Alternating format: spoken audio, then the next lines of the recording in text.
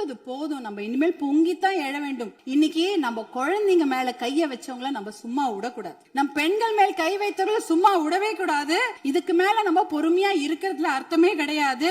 Dubai, அரபு நாடுகள் இல்ல சிங்கப்பூர் போன்ற நாடுகள்ல எல்லாம் இப்படிப்பட்ட கொடுமையான குற்றங்களை செய்தவர்களுக்கு உடனடியாக சட்டப்படி மரண தண்டனை கொடுக்கிறார்கள். அந்த மரண பயத்தையும் உயிர் பயத்தையும் தப்பு செய்தவங்களுக்கு நம்ம கொடுக்கணும். அப்படி இருந்தாதான் இந்த பெண்கள் குழந்தைகளை காப்பாற்ற முடியும், வேற வழியே கிடையாது. மாண்புமிகு உறுப்பினர் முனைவர் திருமதி சௌமியா அன்புமணி அவர்கள். மாண்புமிகு பேரவை தலைவர் அவர்களே, மாண்புமிகு முதலமைச்சர் அவர்களே, மாண்புமிகு அமைச்சர் பெருமக்களே, மாண்புமிகு எதிர்கட்சி தலைவர் அவர்களே, மாண்புமிகு சட்டமன்ற குழு தலைவர் அவர்களே, மாண்புமிகு சட்டமன்ற உறுப்பினர்களே, உங்கள் அனைவருக்கும் வணக்கம். தமிழ்நாடு சட்டப்பேரவையில் மேதகு ஆளுநர் அவர்கள் ஆற்றிய உரைக்கு நன்றி தெரிவிக்கும் தீர்மானத்தின் மீதான விவாதத்தில் பங்கேற்று பேச வாய்ப்பு அளித்தமைக்கு எனது நன்றியை தெரிவித்துக் கொள்கின்றேன். மாண்புமிகு முதலமைச்சர் அவர்களுக்கு மனமார்ந்த பிறந்த நாள் வாழ்த்துக்களை கூறி எல்லா வளமும் பெற்று பல்லாண்டு வாழ பாட்டாளி மக்கள் கட்சி சார்பில் வரவேற்று வாழ்த்துக்களை தெரிவித்து மகிழ்கின்றோம். என்னை இந்த சட்டமன்றத்தில் பேச வாய்ப்பளித்து என்னை இந்த நிலைக்கு உயர்த்திய பாட்டாளி மக்கள் கட்சியின் நிறுவனர் மருத்துவர் ஐயாவிற்கும், பாட்டாளி மக்கள் கட்சியின் தலைவர் மருத்துவர் அன்புமணி ராமதாஸ் அவர்களுக்கும் இந்த நேரத்தில் சிரம் தாழ்ந்த நன்றிகளை தெரிவித்துக் கொள்கின்றேன். என்றுமே அயராது பாடுபட்டு களப்பணி ஆற்றிக் கொண்டிருக்கும் பாட்டாளி மக்கள் கட்சியின் அடிப்படை தொண்டர்களுக்கும் அனைத்து நிலை நிர்வாகிகளுக்கும் என் நெஞ்சார்ந்த நன்றிகள். என்னுடைய தேர்தல் வெற்றிக்கு உறுதுணையாக நின்ற அனைத்து கூட்டணி கட்சி தலைவர்களுக்கும் எனது மனமார்ந்த நன்றிகளை இந்த நேரத்தில் உரித்தாக்குகிறேன். என்மேல் அன்பும் பாசமும் நம்பிக்கையும் வைத்து எனக்கு வாக்களித்த எனது தர்மபுரி சட்டமன்ற தொகுதி வாக்காளர் பெருமக்களுக்கும் அனைத்து சகோதர சகோதரிகளுக்கும் என் மனமார்ந்த நன்றிகள்.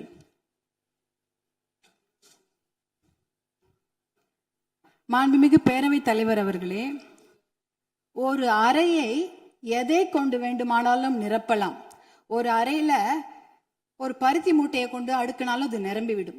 இல்ல அதே அறையில ஒரு என்ன சொல்றது, ஒரு வைக்கோல் போரை வைத்தாலும் அது நிரம்பிவிடும். ஆனால் அந்த ஒரு அறையில ஒரு மெழுகுவத்தி ஏத்தி வச்சா, ஒரு விளக்கு ஏத்தி வச்சா அந்த விளக்குடைய ஒளி அந்த அறையே நிரப்பிவிடும். அப்படிப்பட்ட ஒரு நிகழ்ச்சியை தான் நான் மாண்புமிகு ஆளுநர் அவர்கள் உரையில நான் பார்த்தேன். ஏனென்றால் அந்த உரையில் ஒரே ஒரு வாக்கியம், சமூக நீதி கணக்கெடுப்பு நடத்தப்படும் என்ற அந்த ஒரு வாக்கியம் இந்த சட்டப்பேரவை மட்டும் ஒளிபர செய்யவில்லை, தமிழ்நாடு மக்களின் அனைத்து இல்லங்களிலும் அது பிரகாசத்தையும் வெளிச்சத்தையும் ஒளியையும் கொண்டு நிரப்பியது. ஏன்னா 100 ஆண்டுகளுக்கு பிறகு சமூக நீதி கணக்கெடுப்பு நடத்தப்படும் என்ற அந்த வாக்கியம் மிகப்பெரிய ஒரு வரலாற்று சிறப்பு மிக்க ஒரு வாக்கியம். அதற்காக மாண்புமிகு முதலமைச்சர் அவர்களுக்கும் மாண்புமிகு நம்முடைய தமிழக அரசுக்கும் எங்களுடைய பாட்டாளி மக்கள் கட்சி சார்பாக நன்றிகளையும் வரவேற்பையும் தெரிவித்துக் கொள்கிறோம். ரொம்ப அன்பாக மகிழ்ச்சியாக தெரிவித்துக் கொள்கின்றோம். ஏனென்றால் பாட்டாளி மக்கள் கட்சியின் கொள்கைகளே அதை ஒருங்கிணைக்கிற ஒரு மையப்புள்ளி அப்படின்னா அது சமூக நீதி தான்.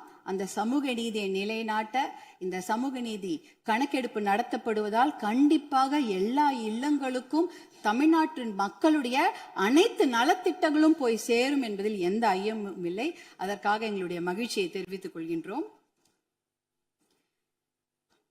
மாண்புமிகு மேதக ஆளுநர் அவர்களின் உரையில வேளாண் பெருமக்கள் அப்படின்ற வார்த்தையை சொல்லியிருந்தாங்க. வேளாண் பெருமக்கள் என்ற வார்த்தை எவ்வளவு அழகான வார்த்தை. ஆனால் பாட்டாளி மக்கள் கட்சியில நாங்க வேளாண் பெருமக்களை கடவுளா தான் நாங்க பார்ப்போம். அவர்கள் நமக்கு உணவளிக்கும் கடவுள்களாக தான் நாங்க அவங்கள பார்க்கிறோம்.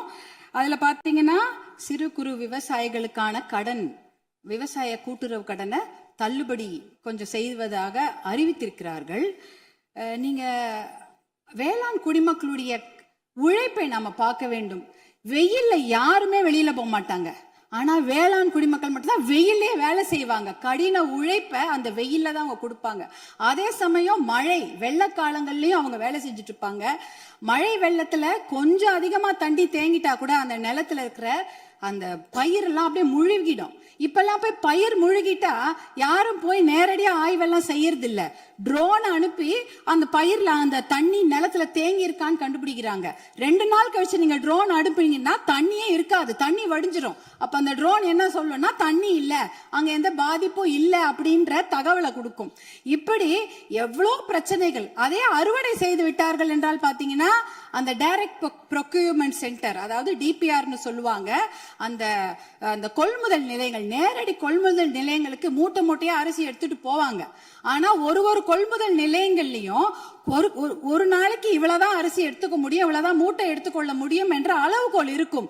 ஆனால் அந்த அளவுகோலுக்கு மேல ஆயிடுச்சுன்னா அந்த மூட்டையை வச்சுட்டு வெயிலையும் மழையிலையும் அங்கேயே இருக்கணும். அது என்னவானாலும் சரி, மூட்டையை அவங்க நிலத்துல இருந்து எடுத்துட்டு போயிட்டாங்கன்னா தனியார் அந்த கொள்முதல் நிலையங்கள் வாசல்லே படுத்து கிடப்பாங்க. மழை பெஞ்சிச்சுன்னா அந்த மூட்டையெல்லாம் உள்ளே முளைச்சிடும், கெட்டு போயிடும். இப்படி எத்தனையோ சிரமங்களை மீறி தான் அவங்க நம்மளுடைய உணவு மேசைக்கு சாப்பாடை கொண்டு வராங்க. அதற்காக அவங்க வாங்குற கடன் பாத்தீங்கன்னா தனியார் வங்கிகள்ல வாங்குவாங்க, தேசிய வங்கிகள்ல வாங்குவாங்க, கூட்டுறவு கடன் வாங்குவாங்க, யாருக்கிட்ட வேணாலும் கடன் வாங்கி அந்த விவசாயத்தை செய்வாங்க. அப்படி இருக்கும்பொழுது அந்த வங்கி கடன்களை நாம தள்ளுபடி செய்ய வேண்டும். மகாராஷ்டிரால பாத்தீங்கன்னா எல்லா வங்கி கடன்களையும் தள்ளுபடி செய்திருக்கிறாங்க. நம்ம தமிழ்நாட்டுல நம்ம கூட்டுறவு கடன், அந்த கடனை வாங்கின கடனை முழுமையாக தள்ளுபடி செய்ய வேண்டும் என்பதுதான் எங்களுடைய வேண்டுகோள். அப்படி ஏன் தெரியுங்களா, தமிழ்நாட்டுடைய ஒரு 3 பேர்ல 2 பேர் விவசாயத்தை சார்ந்த தொழில் செய்யறாங்க தமிழ்நாட்டுல. அப்படி இருக்கும் பொழுது வருஷத்துக்கு நீங்க 10,000 கோடி கடன் வாங்கினவங்க கூட சந்தோஷமா வெளிநாட்டுல வாழ்ந்துடுறாங்க கடனை கட்டாம. ஆனா 10,000 ரூபாய் கடன் வாங்கிட்டு அந்த கடனை யாரா வீட்டு வாசல்ல வந்து கேட்டாங்கன்னா அவமானம் தாங்காம தற்கொலை பண்ணிக்கிறாங்க. 2021, 22, 23 கிட்டத்தட்ட 1968 விவசாயிகள் தமிழ்நாட்டுல தற்கொலை பண்ணி இருக்கிறாங்க. அப்படின்னா ஒரு நாளைக்கு 2 பேர், ஒரு நாளைக்கு 2 விவசாயிங்க தற்கொலை பண்ணிருக்கிறாங்கன்றத இந்த புள்ளி விவரம் சொல்லுது. அவங்களெல்லாம் நம்ம காப்பாத்தி ஆகணும். இப்ப சூப்பர் எல்னினோ வரப்போகுது. அந்த சூப்பர் எல்னினோனா கடுமையான வறட்சி, அதுக்கு நம்ம தயாரா இருக்கணும். இன்னும் எவ்வளவு கடன் வாங்குவாங்களோ அவங்க தெரியாது. நம்ம விவசாயிங்க எங்க இருக்காங்க தெரியுங்களா, 100 அடி ஆழத்தை பள்ளத்துல இருக்கிறாங்க. 100 அடி ஆழ பள்ளம் கடன் சுமையில. ஆனா நீங்க நம்மளுடைய தமிழக அரசாங்கம் இன்னைக்கு அவங்க 50 அடி ஆழ கயிறு தான் கொடுத்திருக்கீங்க. எப்படி வெளியில வருவாங்க? 50 அடி கயிறை அவன் 100 அடி ஆளும் பள்ளத்து இருக்கிறாங்க. அந்த விவசாயிங்க எப்படி வெளில வருவாங்க? முழுமையாக கடனை தள்ளுபடி செய்தா தானே அவங்க அந்த கடன் பிரச்சனை வெளியில வந்து அவங்க அடுத்த வேலையை பார்க்க முடியும்.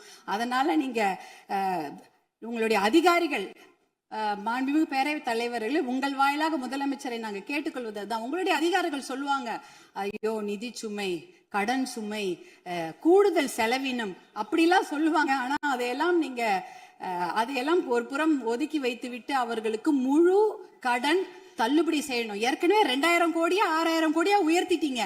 இன்னும் ஒரு 18,000 கோடியா அந்த கடன் தள்ளுபடி, கூட்டுறவு கடன்களை மட்டும் தள்ளுபடி செய்யுங்க. ஏன்னா ஏற்கனவே அவங்க 1 வருஷத்தை தான் தள்ளுபடி செய்திருக்கிறீங்க. அதற்கு முன்னால ஒரு 2 வருஷம் கடன் அவங்க வாங்கி வச்சிருக்கிறாங்க. அந்த கடனையும் முழுமையாக தள்ளுபடி செய்தீர்கள் என்றால் அவங்க கண்டிப்பாக எத்தனையோ கடுமையாக உழைக்க தயாராக இருக்கிறார்கள். அவங்களுக்கு அந்த ஒரு ரெஸ்பெக்டை நம்ம கொடுக்கணும், அவங்களுக்கு அந்த நிவாரணத்தை நாம் தர வேண்டும் என்று உங்களை எல்லாம் நாங்கள் அன்போடு கேட்டுக்கொள்கின்றேன். அடுத்ததாக பார்த்தீங்கன்னா, தமிழ்நாட்டில் 2026ஆம் ஆண்டில் ஆட்சி மாற்றம் ஏற்படுவதற்கு காரணமாக இருந்தது பெண்கள் மற்றும் குழந்தைகளுக்கு எதிரான குற்றங்கள் கட்டுப்படுத்தப்படாமல் அதிகரித்ததுதான். ஆனால் ஆட்சி மாற்றம் ஏற்பட்ட பிறகும் அதே நிலை தொடர அனுமதிக்க கூடாது. பொறுத்தது போதும், நம்ம இனிமேல் பொங்கித்தான் எழ வேண்டும். ஏனென்றால் ஒரு பழமொழி சொல்வாங்க, அரசன் அன்று கொள்வான், தெய்வம் நின்று கொள்ளும் அப்படின்னு சொல்லுவாங்க. இன்னைக்கு நம்ம குழந்தைங்க மேல கைய வச்சவங்கள நம்ம சும்மா விடக்கூடாது. நம் பெண்கள் மேல் கை வைத்தவர்களை சும்மா விடவே கூடாது. இதுக்கு மேல நம்ம பொறுமையா இருக்கிறதுல அர்த்தமே கிடையாது. துபாய், அரபு நாடுகள், இல்ல சிங்கப்பூர் போன்ற நாடுகள்லாம் இப்படிப்பட்ட கொடுமையான குற்றங்களை செய்தவர்களுக்கு உடனடியாக சட்டப்படி மரண தண்டனை கொடுக்கிறார்கள். அந்த மரண பயத்தையும் உயிர் பயத்தையும் அந்த தப்பு செய்தவங்களுக்கு நம்ம கொடுக்கணும். அப்படி இருந்தாதான் இந்த பெண்கள் குழந்தைகளை காப்பாற்ற முடியும். வேற வழியே கிடையாது. ஏன்னா அவங்க நினைச்சிட்டு இருக்கிறாங்க, இன்னும் ஒரு 5 வருஷம் பொறுமையா கேஸ் ஆடிக்கிட்டே போலாம், பொறுமையா வெளில வந்துடலாம், இந்த கோர்ட் இல்லைன்னா அந்த கோர்ட், அந்த கோர்ட் இல்லைன்னா அதுக்கு மேல கோர்ட்டுன்னு போய் அவர்கள் வெளியில வந்து விடுவார்கள் என்ற தைரியத்துலதான் இவ்வளோ பெரிய தவறுகளை செய்கிறார்கள். அவர்களுக்கு அந்த உயிர் பயத்தை, குழந்தைகள் மேல் கை வைத்தவர்களுக்கும் பெண்கள் மேல் கை வைத்தவர்களும் அந்த உயிர் பயத்தை கொடுத்தாதான் இனிமேல் அந்த தவறை செய்ய மாட்டாங்க. அதுக்காக இனிமேல் நாம பொறுத்தது போதும், பொங்கி எழ வேண்டும் என்று மறுபடியும் நான் உங்களை வேண்டி விரும்பி கேட்டுக்கொள்கின்றேன். அப்புறம் தருமபுரி மாவட்டத்திற்கு ஒரு என்னுடைய கோரிக்கைகள். தருமபுரி காவிரி உபரிநீர் திட்டத்தை உடனடியாக அறிவிக்க வேண்டும். தருமபுரி மாவட்டம் பார்த்து மிகவும் பின்தங்கிய மாவட்டம், ரொம்ப வறட்சியான மாவட்டம். அங்க நாங்க நிலையங்களோ கட்டிடங்கள்லாம் கேட்கல, குடிக்கிறதுக்கு தண்ணி கேட்கிறோம். ஒரு ஆளுக்கு ஒரு குடம் தண்ணி கூட கிடையாது. ஒரு ஆளுக்கு ஒரு குடம் தண்ணி கூட கிடையாது. தருமபுரி மாவட்டத்தில் 2 பெரிய ஆறு ஓடுது. காவிரி ஆறு ஓடுகிறது, தென்பெண்ணை ஆறு ஓடுகிறது. ஆனா அதுல இருந்து தண்ணி அவங்களால குடிக்க முடியாது. ஏன்னா அந்த தண்ணி அவங்க வீட்டுக்கு வராது, பார்க்க தான் முடியும். நேரா பாப்பாங்க, ஆறு எதிர்க்க ஓடும், தண்ணி வீட்டுக்கு வராது. இப்படிதான் அதனோட நிலைமை. அந்த தர்மபுரி காவிரி உபரிநீர் திட்டத்தை செயல்படுத்தினாங்கன்னா கண்டிப்பாக தண்ணி வந்து அவங்களோட ஏரி குளங்களில் நிரம்பிவிடும், எத்தனையோ குடும்பங்கள் பிழைத்து விடும். அது ஒரு அந்த திட்டத்துக்கு நீங்க புளோரோசிஸ் கூட, புளோரைடு கூட தர்மபுரி மாவட்டத்தில் இருக்கு. எல்லாருடைய பல்லும் கருப்பு கருப்பா இருக்கும், மஞ்சள் கலரா இருக்கும் தர்மபுரி மாவட்டத்தில் மக்கள். அது பாத்தீங்கன்னா அந்த புளோரோசிஸ் ஒரு தன்மை, அதெல்லாம் குறைக்கணும்னா நல்ல தண்ணியை கொடுங்க. தர்மபுரி காவிரி உபரிநீர் திட்டத்தை நீங்கள் செயல்படுத்துமாறு அன்போடு கேட்டுக்கொள்கின்றேன்.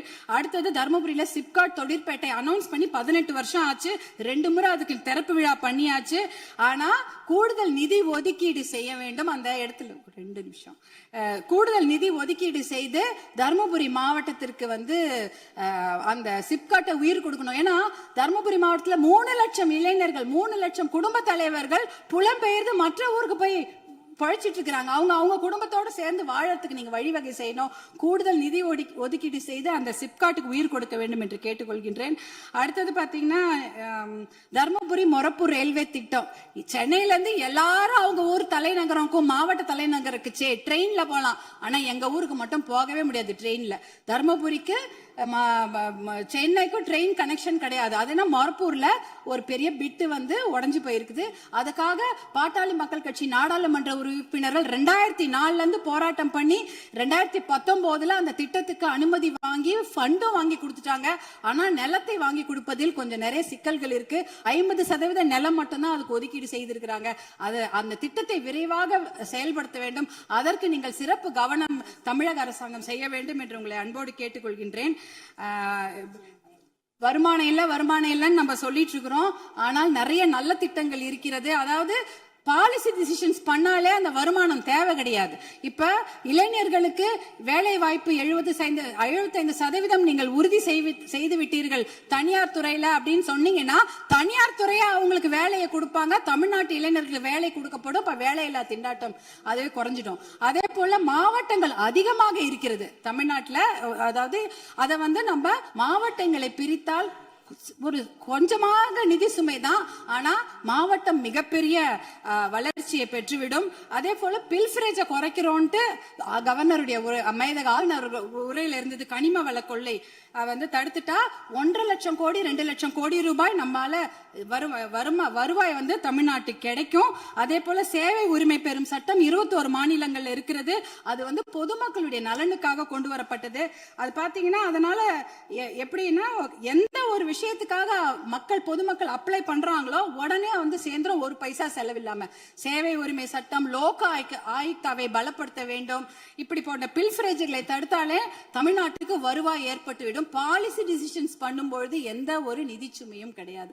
இப்படிப்பட்ட திட்டங்களை எல்லாம் நீங்க கவர்னர் உரையில, அமேதக ஆளுநர் உரையில சிலவற்றை அறிவிப்பு செய்திருக்கிறீர்கள், சிலவற்றை அறிவிப்பு செய்யாமல் இருக்கிறீர்கள். அதையெல்லாம் கொண்டு வர வேண்டும் என்று உங்களை கேட்டுக்கொண்டு, எனக்கு இந்த வாய்ப்பை அளித்த பேரவைத் தலைவர் அவர்களுக்கும் மாண்புமிகு முதலமைச்சர் அவர்களுக்கும் எல்லோருக்கும் என்னுடைய சட்டமன்ற உறுப்பினர்கள் என் மனமார்ந்த நன்றியை தெரிவித்துக் கொள்கின்றேன். அவை முன்னவர். மாண்பு பேரவைத் தலைவர்களே, மாண்பு உறுப்பினர்கள் குறிப்பிடுகிற போது ரயில்வே திட்டத்திற்காக நிலமுடுப்பிலே தாமதம் ஏற்படுகிறது என்று சொன்னார்கள். அதற்காக தனி தாசில்தாரை விரைவாக நியமிக்கிறோம். விரைந்து அந்த பணிகள் நிறைவேற்றப்படும்.